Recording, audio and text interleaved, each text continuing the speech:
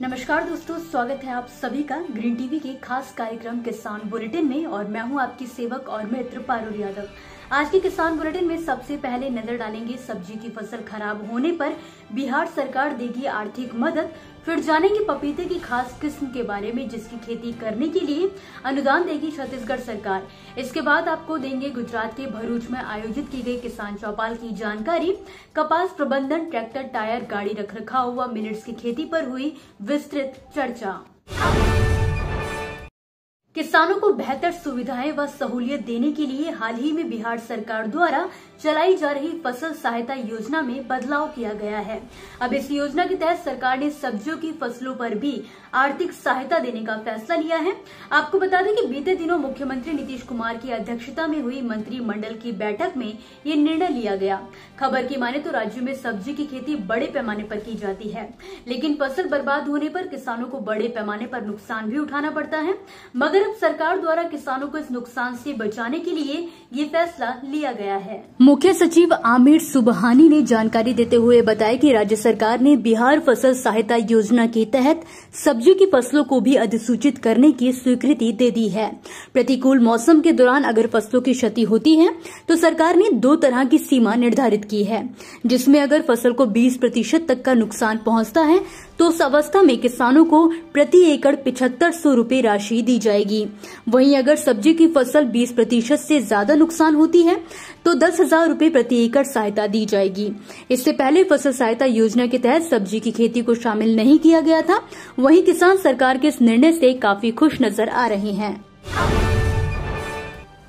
हाल ही में छत्तीसगढ़ के रायपुर जिले में एक जिला एक उत्पाद योजना के तहत पपीते का चयन किया गया है, जिसको लेकर रायपुर जिले में बड़े पैमाने पर पपीते की खेती के लिए उद्यानिकी विभाग द्वारा किसानों को प्रोत्साहित एवं प्रशिक्षण दिए जाने का सिलसिला शुरू हो गया है। यहाँ किसानों को उन्नत और रोग प्रतिरोधी क्षमता वाले पपीते के पौधे उपलब्ध हो सके, इसके लिए Indian institute of horticulture Bangalore में विकसित अर्का प्रभात किस्म का पपीते का पौधा रायपुर लाया गया है।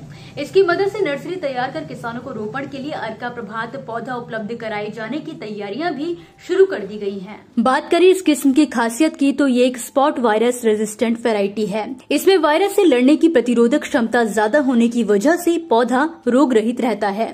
ये जानकारी 21 जुलाई को एक उत्पाद एक जिला के तहत पपीता उत्पादन से पोषण की ओर विषय पर आयोजित कार्यशाला में दी गई है।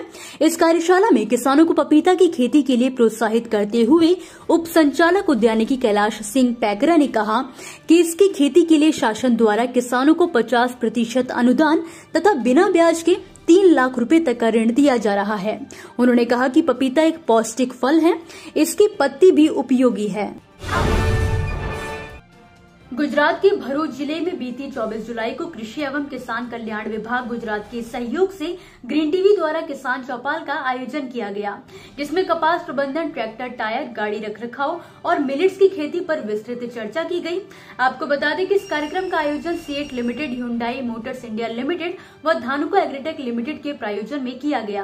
कार्यक्रम की शुरुआत करते हुए केवीके के हेड महेंद्र पटेल ने किसानों को मृदा जांच के महत्व और कपास की खेती में पोषक तत्व प्रबंधन के बारे में जानकारी दी। वहीं धानुका एग्रीटेक लिमिटेड के सब्जेक्ट मैटर एक्सपर्ट मयूर अमेता ने किसानों को इंडिया का प्रणाम हर किसान के नाम कैंपेन के बारे में बताया।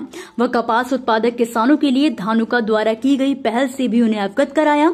इसके बाद सीएट लिमिटेड सीएट स्पेशलिटी के टेरिटरी लीडर सतीश मिश्रा ने कार्यक्रम में मौजूद किसानों को ट्रैक्टर, टायर रखरखाव के बारे में जानकारी दी। इसके अलावा नवजीवन मोटर प्लाजा HMIL के सेल्स मैनेजर रविराज परमार ने रूरल इंडिया के लिए तैयार की गई ह्युंडई मोटर्स इंडिया लिमिटेड की नई रेंज से किसानों को अवगत कराया।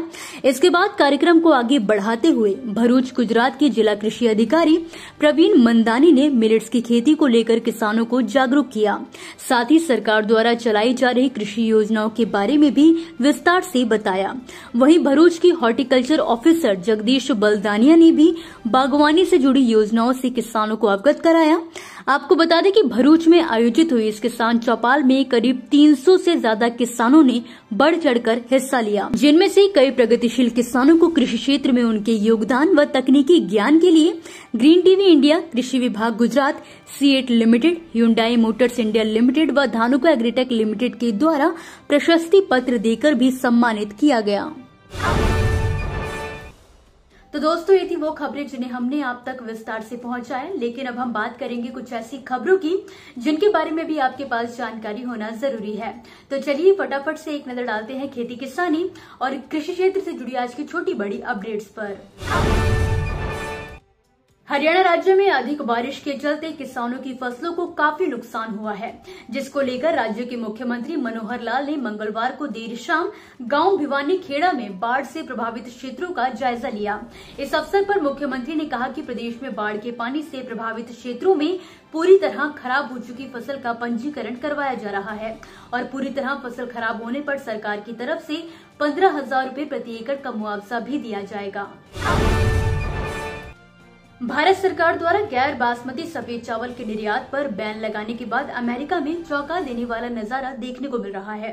दरअसल भारत सरकार के फैसले से अमेरिका में रहने वाले एशियाई लोगों ने पैनिक होकर सुपरमार्केट्स के बाहर लाइनें लगाना शुरू कर दिया। भीड़ को कंट्रोल करने के लिए अब स्टोर्स ने एक नया नियम जारी किया है, जिसके मुताबिक एक परिवार चावल का एक ही पैकेट ले जा सकता है।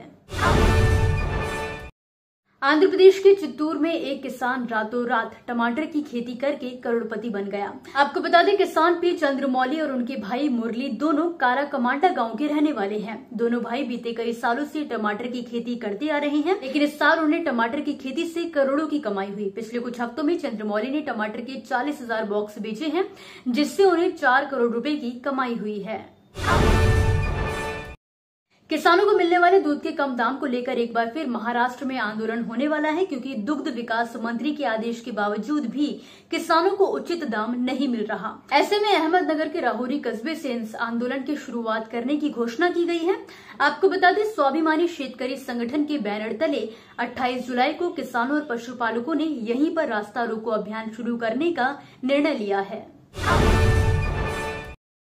उत्तर प्रदेश के सभी शहरों में जल निगम के द्वारा घर घर जल की आपूर्ति का काम किया जाता है। जहां अभी तक ही जल निगम के पंपिंग स्टेशन बिजली से संचालित होते हैं, तो वहीं अब इन्हें सौर ऊर्जा की मदद से संचालित किए जाने का फैसला लिया गया है। आपको बता दें कि सीवर और जल के बिजली से चलने वाले पंपिंग स्टेशन अब ऑटोमेटिक सौर ऊर्जा संयंत्र से चलाए जाएंगे।